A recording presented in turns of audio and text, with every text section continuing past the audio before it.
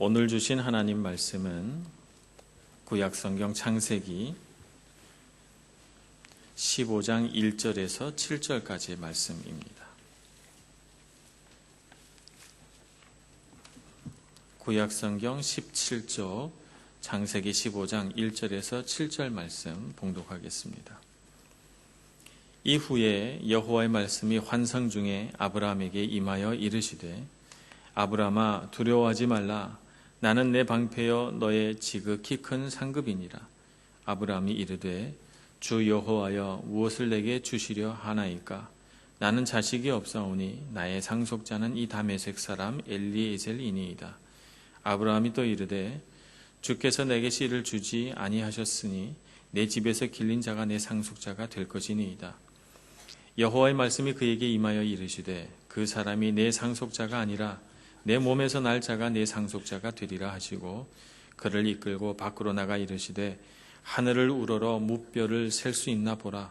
또 그에게 이르시되 내 자손이 이와 같으리라.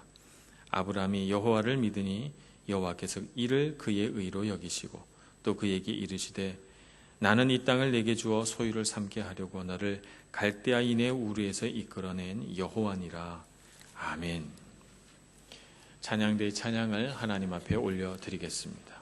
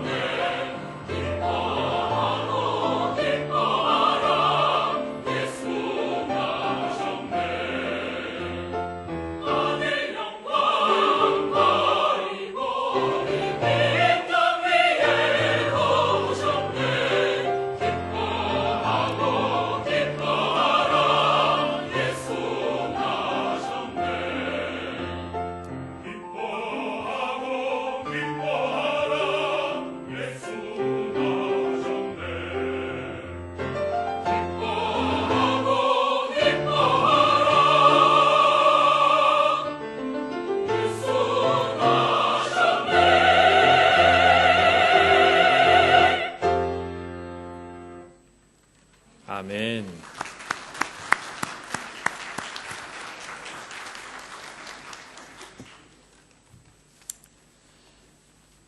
아브라함이 하나님을 처음 만났을 때가 그의 나이 75세였을 때입니다. 창세기에 보면 믿음의 역사가 쭉 이어져 내려오다가 아브라함이라고 하는 사람이 등장하면서부터 좀 분위기가 바뀝니다. 그 전까지 믿음의 사람들이 여러 명 등장하지만 그냥 잠깐 등장하고 사라지는 그런 사람이었지. 아브라함 때처럼 아브라함과 아브라함의 아들과 아브라함의 또 손자까지 쭉 이어져서 그래서 한 민족이 이루어지는 이런 스토리는 아브라함 이전에는 없었습니다. 이제 아브라함부터 그런 어떤 한 사람을 통해서 민족이 구원받는 그런 역사가 일어나게 되는데, 그래서 아브라함은 대단히 주목해서 볼 만한 사람이죠. 아브라함이 어떤 믿음을 갖고 있는가, 하나님 앞에 부름 받았을 때 그는 하나님 앞에 어떻게 반응하며 나갔는가, 이런 것들을 우리가 잘 살펴볼 필요가 있습니다. 창세기에 보면 이런 아브라함의 어떤 믿음의 역사를 3장에 걸쳐서 굵직굵직하게 소개하고 있어요. 하나는 12장, 하나는 15장, 하나는 17장에 걸쳐서 아브라함과 하나님 사이에 일어났던 일들을 소개하고 있죠. 오늘 저희들이 함께 봉독한 이 15장의 말씀은 그 가운데 있는 말씀이라고 볼 수가 있어요. 12장에서는 하나님 앞에 75세 때 부르심 받은 아브라함의 모습이 담겨져 있고, 17장에는 99세에 하나님 앞에 부르심 받고 또 할례를 받는 그런 아브라함의 모습이 그려져 있습니다. 오늘 15장은 75세와 99세 사이에 어느 지점이라고 말할 수가 있습니다. 대략 한 80세의 어느 날이 아니었을까 이렇게 생각을 합니다. 80 한 몇 살 정도 됐을 어느 날 밤 하나님께서 아브라함을 부르십니다. 부르셔서 아브라함을 통해서 내가 너에게 복을 줄 하나님이라고 이렇게 말씀하시면서 하나님이 자기 소개를 하시는데, 여기 보면 하나님께서 나는 너의 방패요 너의 지극히 큰 상급이다 이렇게 말씀하시죠. 하나님이 아브라함에게 어떤 하나님이라고 자기를 소개하는가 하면 나는 너의 방패요 너의 상급이다 이렇게 말하고 있는 것입니다. 아브라함이 지금 15장에 이르러서 그가 갖고 있는 고민은 한 2가지 정도가 아니었을까 싶어요. 하나는 이방 땅에 와서 자기가 모르는 사람들이 살고 있는 곳에 와서 살아가려고 하다 보니 참 삶이 고단합니다. 그 지역에는 수많은 민족들이 소규모로 모여가지고 저마다 자기 세력을 형성하고 있었기 때문에 아브라함처럼 나그네로서 그 땅에 온 사람은 참 살기가 쉽지 않고 위험한 일이 참 많이 있습니다. 그러니 아브라함의 마음속에 두려움이 많았겠죠. 그런데다가 아브라함이 갖고 있는 고민은 하나 더 있습니다. 그것은 뭐냐면 그에게 자식이 없다는 거예요. 분명히 하나님께서 가나안 땅을 향해 가라 말씀하셨던 그 창세기 12장에서는 너에게 자식을 줄 거다라고 하나님이 약속하셨지만 지금 세월이 한 10몇 년이 흘러도 그런 소망이 보이지가 않아요. 그러니까 이 아브라함 마음속에는 정말 나에게 후사가 생길까? 아들이 생길까라고 하는 마음이 들어왔어요. 그래서 그가 생각한 결론은 내가 어렸을 때부터 종으로 삼아서 우리 집에서 같이 컸던 자식이나 다름없는 내 종 엘리에셀에게 내 재산을 다 물려줘야 되겠다. 이렇게 생각을 한 것이죠. 그렇게 생각을 하다 보니까 참 인생이 허무해요. 그죠? 내가 이렇게 열심히 일하고 부를 축적하고 또 이방 땅에서 목숨을 걸고 이렇게 열심히 살아가고 있는 게 참 무슨 소용인가? 이런 생각이 들지 않았을까요? 한편으로는 위험에 둘러싸여서 또 한편으로는 자식이 없는 그런 인생의 허무함 가운데서 그가 그 마음을 잡지 못하고 있을 때 하나님께서 아브라함에게 나타나셔서 하신 말씀은 두려워하지 말라. 나는 너의 방패요 나는 너의 지극히 큰 상급이다. 이렇게 말씀하십니다. 오늘 우리도 이 세상을 살아가면서 나그네 된 자로 이 세상을 살아가면서 정말 하나님이 어떤 분이신가 하는 것을 우리가 분명히 알아야 되겠습니다. 그러면서 우리 마음속에 불현듯 일어나는 우리 인생을 향한 근심, 두려움 이런 것들을 아브라함을 바라보면서 우리가 어떻게 하나님 앞에서 반응하고 또 그런 두려움 앞에서 어떻게 우리가 싸워나가야 할지 배우는 시간이 될 수 있기를 소망합니다. 제일 먼저 우리가 생각해 볼 것은 우리에게 있어서 가장 중요한 것은 태도다, 이렇게 말씀을 드릴 수가 있습니다. 제가 얼마 전에도 한번 말씀을 드린 기억이 있습니다만, 우리는 인생의 어떤 성취를 대단히 중요하게 생각합니다. 성공하느냐, 내가 물질을 얼만큼 축적해 놓고 있는가, 또 내가 얼마나 높은 자리에 올라가는가, 이런 것들이 굉장히 중요할지 모릅니다만, 그러나 하나님 앞에서 정말 중요한 것은 그런 것이 아니라 태도다라고 하는 것을 분명히 우리가 기억을 해야 됩니다. 지난 화요일 날 마더와이즈 수료식이 있었어요. 저는 마더가 아니기 때문에 마더와이즈를 한 번도 해본 적이 없어서 어떻게 이제 그걸 하고 있나 이렇게 늘 궁금했었는데, 그날 마더와이즈 수료식을 하면서 이렇게 한 분씩 그동안 뭘 배우고 무엇을 느꼈는지 이렇게 나누는 시간이 있었어요. 그래서 저도 이제 앉아서, 제 아내가 앉아 있으라고 명령을 하셔서 이제 앉아서 이제 경청을 했는데 굉장히 유익한 시간이었어요. 어떤 분이 이렇게 고백을 하시더라고요. 마더와이즈를 시작할 때 기대감은 내가 좋은 엄마, 좋은 아내로서의 어떤 지식이나 내가 모르는 어떤 지혜나 이런 것들을 깨달아가는 시간이 되지 않을까라고 하는 이제 기대감을 가지고 시작을 했는데, 하다 보니까 정말 내가 좋은 아내, 좋은 엄마가 되는 것보다 더 중요한 게 하나님과의 관계였다라고 하는 것을 깨달았다는 거예요. 그래서 하나님과의 관계가 잘 되면 거기서부터 지혜가 우러나와서 좋은 엄마, 좋은 아내가 얼마든지 될 수 있는데 내가 그것을 몰랐구나 하는 그런 깨달음을 얘기하시는 것을 들었습니다. 바로 태도죠. 하나님 앞에서 우리가 어떤 태도로 서 있느냐라고 하는 것이 사실 우리가 인생을 살아가는 어떤 처세술이나 무슨 지식이나 지혜보다도 훨씬 더 중요한 것입니다. 그것이 우리의 삶의 본질인 것입니다. 아무리 좋은 지식과 아무리 훌륭한 지혜가 있어도 그것을 사용할 만한 마음이 준비되어 있지 않다면, 그것을 마음껏 활용할 수 있는 어떤 삶의 태도가 내게 없다면 그 지식과 그 지혜가 무슨 소용이 있겠습니까? 그러니 이 세상의 어떤 지식이나 지혜를 쫓기보다는 하나님 앞에서 내가 어떤 사람이 되어야 되는가라고 하는 삶의 태도를 배워가시는 여러분들이 되시기를 바랍니다. 이런 삶의 태도를 배워갈 때 정말 중요한 것은 바로 현재죠. 현재를 우리가 정말 잘 살아야 합니다. 우리는 현재를 산다고 하면서도 사실은 현재를 살지 못하는 경우가 참 많이 있어요. 상처가 많은 사람은 현재를 살면서도 항상 그의 머릿속과 마음속에는 늘 과거가 있어요. 그래서 상처받은 거, 나를 괴롭힌 사람, 내가 과거에 나에게 일어났던 불행한 일들, 이런 것들이 마음속에서 끊임없이 재생되는 거예요. 그러니까 내 마음과 몸이 현재를 살아가고 있지만 실제로는 나는 현재를 살고 있는 게 아닙니다. 과거를 살고 있는 거죠. 과거를 자꾸 묵상하고, 어떤 사람은 현재를 살면서도 늘 현재에 일어날 그 모든 일들을 미래로 미뤄버려요. 교회 봉사 내가 어느 정도 신앙이 성숙하면 그때 가서 해야지. 하나님 앞에 내가 지금 11조도 드리지 못하고 충분히 드리지 못하지만 그 이유는 다 내가 현재 너무 가난하기 때문이에요. 언젠가 내가 부자가 된다면 하나님 앞에 마음껏 드려야지 라고 생각하지만 그 언젠가는 오지 않죠. 그 언젠가는 오지 않습니다. 하나님 앞에 나는 어떤 계기가 온다면 정말 신앙이 좋은 사람이 될 거야 라고 생각하지만 어떤 계기는 오지 않죠. 내가 결심하기 전까지는.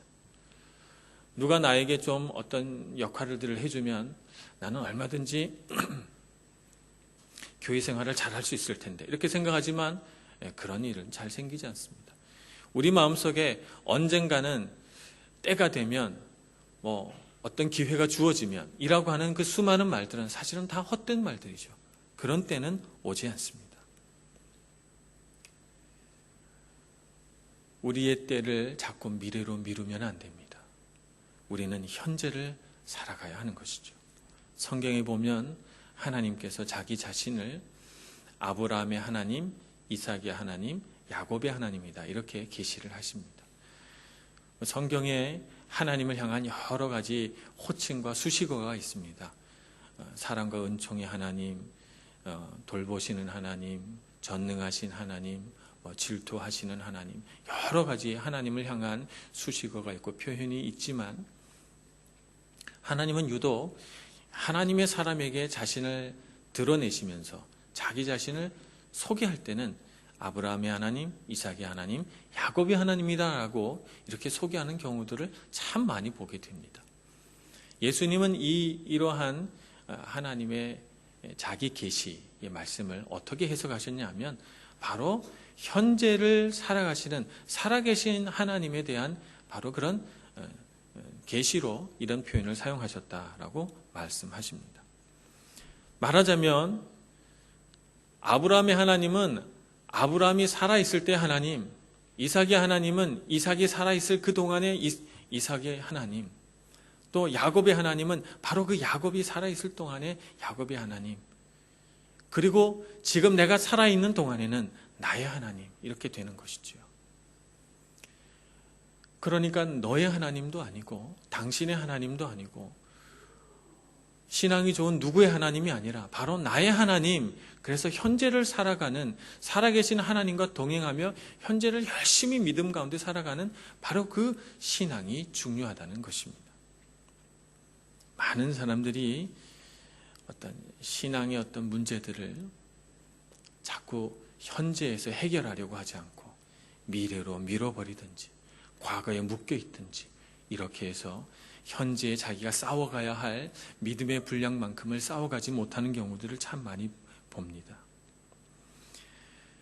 하나님께서 오늘 말씀을 보면 아브라함의 믿음을 보시고 믿음을 그의 의로 여기셨다, 이렇게 6절 말씀에 소개하고 있습니다.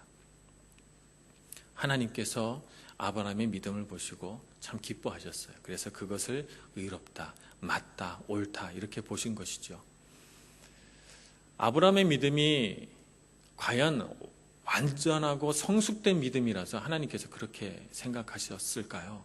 그렇지는 않아요. 왜냐하면 아브라함의 믿음은 실패가 많았습니다. 그 순간 하나님을 믿었지만, 정말 순전하게 믿었지만 그 다음 순간 또 실패하기도 해요. 방황하기도 합니다. 그런데 하나님은 그 순간 바로 그 현재 하나님의 말씀 앞에서 그렇습니다 주님, 제가 주님께서 제게 아들을 줄 제가 믿습니다 라고 하는 그의 단순한 믿음을 기뻐하셨던 것입니다. 단순한 믿음이라고 제가 말씀드린 이 표현을 여러분들 기억하셔야 됩니다. 많은 분들이 이 믿음이 단순하지 않기 때문에 오늘날 믿음을 표현할 때는 단순한 믿음이라고 이렇게 말씀을 드려야 됩니다. 믿음이 단순한 믿음이 아니고 복잡한 믿음을 갖고 있어요. 현재 많은 그리스도인들이. 그래서 믿음을 가지려고 하면 어떤 믿음의 조건, 정말 이 믿음대로 이루어질지에 대한 분명한 어떤 확신, 또 거기에 충분한 어떤 증거 자료, 이런 것들이 우리에게 필요합니다. 그래서 믿음대로 반응하기가 굉장히 어려운 경우들을 보게 됩니다. 그런데 오늘 아브라함은 하나님을 단순하게 믿었어요. 믿고 그 현재를 하나님 앞에 드렸죠. 그래서 하나님이 기뻐하셨던 것입니다. 하나님께서는 아브라함이 아들을 낳고 아들을 주셨네, 하나님 정말 믿을 만한 분이야 라고 해서 믿는 그 믿음보다 아들을 줄 거야 라고 했을 때 하나님 제게 아들을 주실 줄 믿습니다 라고 하는 믿음을 더 기쁘게 보셨습니다. 오늘 우리가 하나님은 정말 믿을 만한 분이네 라고 하는 어떤 증거 자료를 가지고 하나님을 믿기보다는 그런 것이 없어도 하나님 앞에 단순한 믿음으로 나아가셔서 아브라함처럼 우리의 현재 가운데 반응하실 수 있는 여러분들이 되시기를 축복합니다. 예수님께서도 우리에게 오셔서 말씀하실 때 이런 우리 믿음의 현재를 자주 말씀하셨는데 가장 대표적인 것이 마태복음 6장의 말씀입니다. 무엇을 먹을까, 무엇을 입을까, 무엇을 마실까 염려하지 말라 이렇게 말씀하셨죠. 그러면서 예수님께서 말씀하시기를 마태복음 6장 33절에 너희는 먼저 그의 나라와 그의 의를 구하라 이렇게 말씀하시죠. 그의 나라와 그의 의를 구하라는 말씀은 너희들은 먼저 하나님을 바라보고 하나님 앞에 믿음으로 반응하는 것부터 배워라 라고 하는 것입니다. 그러면 너희들 삶 가운데 필요한 그 모든 것들을 다 채워주시리라 이렇게 말씀하고 있죠. 그러면서 예수님께서 34절에 하나 더 붙이시는 게 있습니다. 내일 일은 내일이 염려할 것이요 한날 괴로움은 그날에 족하니라 이렇게 말씀하시죠. 그것이 바로 예수님이 이 세상을 살아가시는 삶의 비결입니다. 또 우리에게 가르쳐 주시는 믿음의 어떤 모범이고요. 그런데 우리는 내일 일은 내일이 걱정하게 하지 않습니다. 내일 일은 내가 걱정합니다. 그리고 한날 괴로움은 그날에 족하다고 했는데 우리가 한날 괴로움뿐만 아니라 어제의 괴로움은 그저께의 괴로움, 1년 전의 괴로움, 수십 년 전의 괴로움까지 다 끌어안고 살아가고 있잖아요. 하루하루 살아가시는 여러분들이 되시기를 축복합니다. 인생을 너무 많은 짐을 지고 살아가지 마시고 매일매일 내게 주어진 현재 가운데 믿음으로 최선을 다해서 살아가시면 하나님이 그것을 가장 기뻐하시고 그때 하나님께서 그 현재를 살아가는 사람의 마음을 만져주실 것입니다. 그때 정말 중요한 것이 바로 믿음이죠. 믿음은 어디로 가느냐라고 하는 것이 중요한 것이 아니라 어떤 마음으로 가느냐가 중요한 것인 그것이 바로 믿음입니다.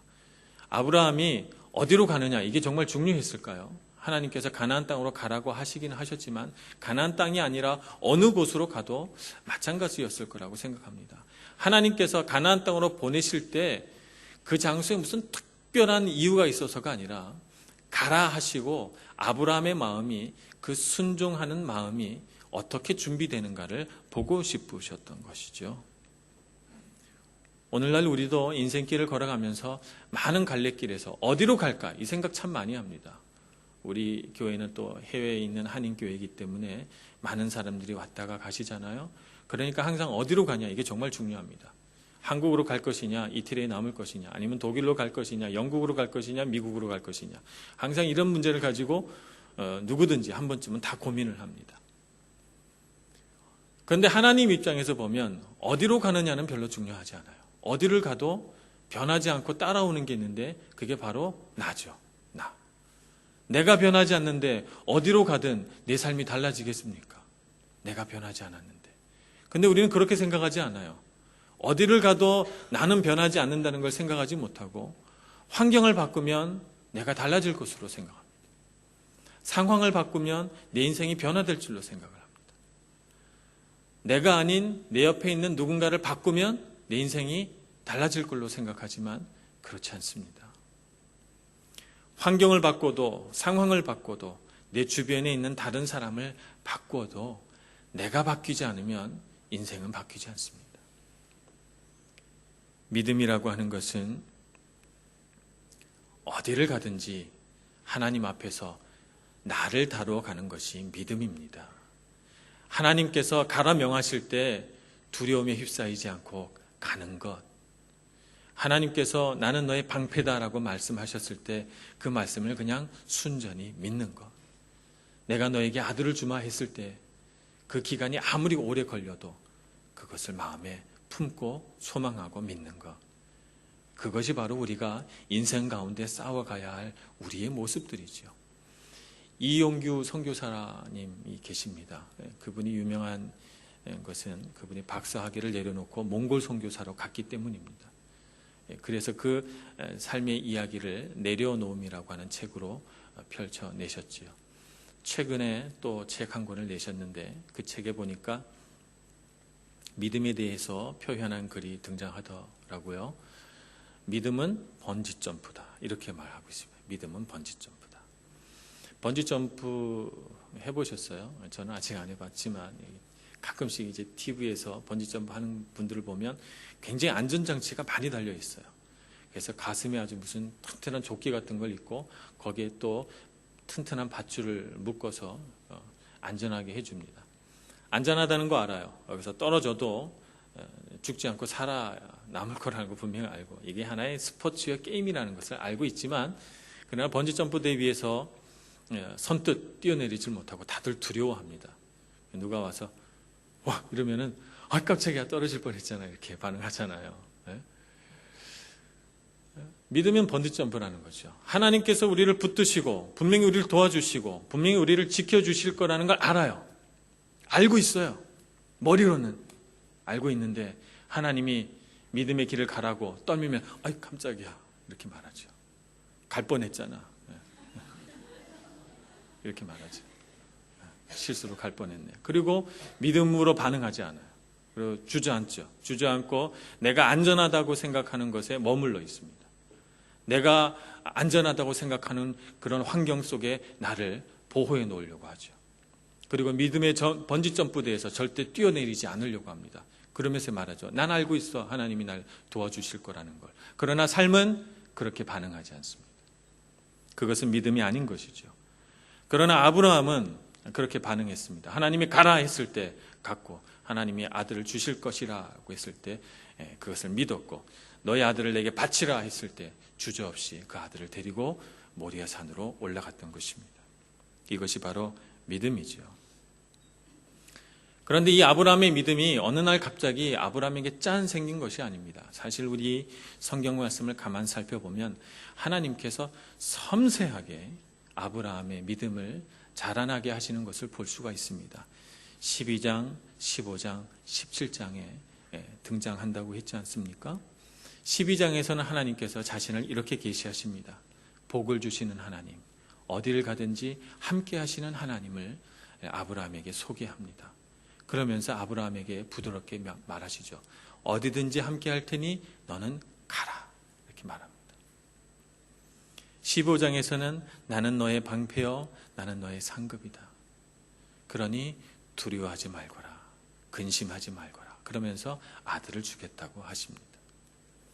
17장에서는 하나님께서 자기 자신을 전능하신 하나님이라고 소개합니다.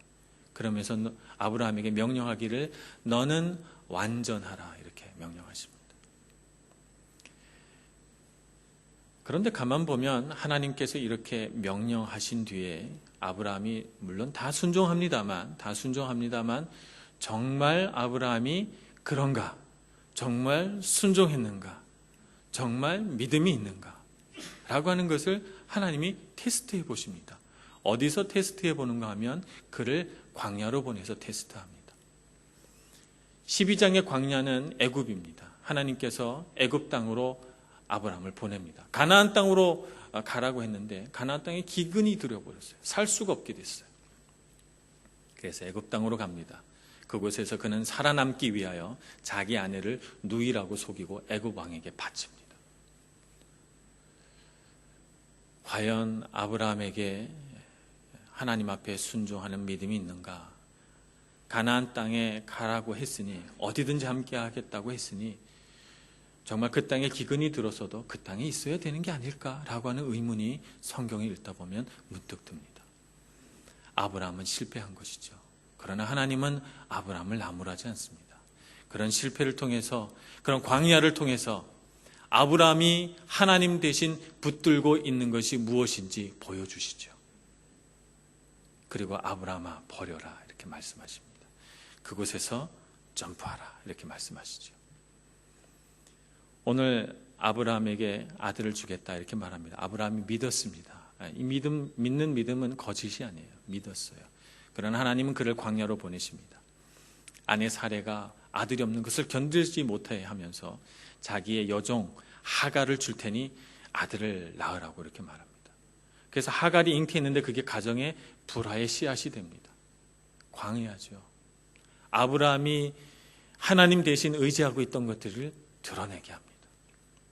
그래서 아브라함이 갖고 있는 믿음이 얼마나 연약한 믿음인가를 하나님이 보여주시고 그것을 버리도록 말씀하고 있죠. 뛰어내리라고 말씀하고 있습니다. 17장에 가서는 하나님께서 너는 완전하라 이렇게 명령하시고 그리고 나서 몇 장 가지 않아서 너는 아들 이삭을 내게 바쳐라 이렇게 말씀하십니다. 완전하라라고 하는 이 말씀에는 아브라함이 순종했던 것 같아요. 그 말씀을 붙들고 살아갔던 것 같습니다. 자기 아들을 묵묵히 하나님 앞에로 데리고 가 정말 산제사로 바치려고 합니다. 아브라함은 이런 하나님께서 섬세하게 만지시면서 성장시켜 나가는 과정 가운데 어느덧 훌륭한 믿음의 사람으로 성장해 있었던 것입니다. 오늘 하나님은 우리를 이렇게 인도해 가십니다. 우리에게 어느 날 처음부터 아브라함처럼 완벽한 그런 신앙을 요구하지 않습니다. 섬세한 손길로 조금씩 자라나게 하죠. 아브라함이 75세에서 99세에 이르기까지 그 20년이 넘는 시간을 하나님은 오래 참고 기다리시고 인내하시면서 아브라함을 조금씩 성장시켜 나갑니다. 이것이 바로 하나님이 갖고 있는 사랑이요 능력입니다. 그런데 우리는 그렇게 하지 못해요. 우리는 내가 원하는 시간에 내가 원하는 방법으로 내가 원하는 사람이 되게 만들어야 돼요. 내 남편을, 내 아내를 이렇게 만들려고 하죠. 속상해합니다. 우리는 견디질 못해요. 기다려주지 못합니다. 정말 우리가 안전한 것이라고 믿는 것을 붙들고 그걸 놓지 않습니다. 광야 가운데 가서 그것이 분명하게 불필요하고 헛된 것이라는 것이 밝혀질 때까지 우리는 그것을 움켜잡고 삽니다. 하나님은 힘을 갖고 계신 분이시지만 그 힘을 우리를 개조하고 개혁시키고 파괴하는 데 쓰지 않습니다. 하나님 그 힘을 가지고 우리를 격려하고 우리를 북돋우고 우리를 자라나게 하고 우리가 깨닫게 하고 그래서 하나님 앞에서 멋진 사람이 될 때까지 기다리시고 인내하시는 하나님이십니다. 그렇다면 우리도 이런 하나님을 닮아야 되지 않겠습니까? 오래 참고 용납하고 북돋아주고 용기를 주고 그래서 우리도 우리 주변의 사람들이 그렇게 자라나도록 도와줘야 합니다. 그것이 바로 우리가 이 세상을 믿음으로 반응하며 살아가는 방법입니다. 하나님께서 가라 명령하셨을 때 그 끝에서 두려워하지 마시고 믿음의 발걸음을 선뜻 내어놓으시고 또 그 길을 걸어가면서 점점 더 성숙하여져서 하나님처럼 우리 주변에 있는 사람들에게 파워를 행사하는 사람이 아니라 힘을 북돋우는 임파워링을 가지신 여러분들이 되시기를 바랍니다. 그래서 정말 여러분의 삶 가운데 하나님의 나라가 이루어져서 어디를 가도 하나님이 늘 함께 하시는 그런 축복의 사람 되시기를 간절히 소원합니다. 기도하겠습니다. 사랑과 은혜가 많으신 하나님 아버지, 우리의 지혜가 부족하고 우리 능력이 부족해서 때로 하나님의 뜻을 깨달았다고 하면서도 방황하고 하나님 앞에 올바로 반응하지 못할 때가 참으로 많이 있습니다. 하나님 저희를 도와주시옵소서. 주님 앞에 믿음으로 반응하는 방법을 깨닫고 배우게 하여 주시고 그래서 하나님 앞에 자라나서 아브라함처럼 성숙한 신앙인이 될 때까지 끊임없이 주님 앞에서 자라나는 저희들 되게 하여 주시옵소서. 예수님의 이름으로 기도합니다. 아멘.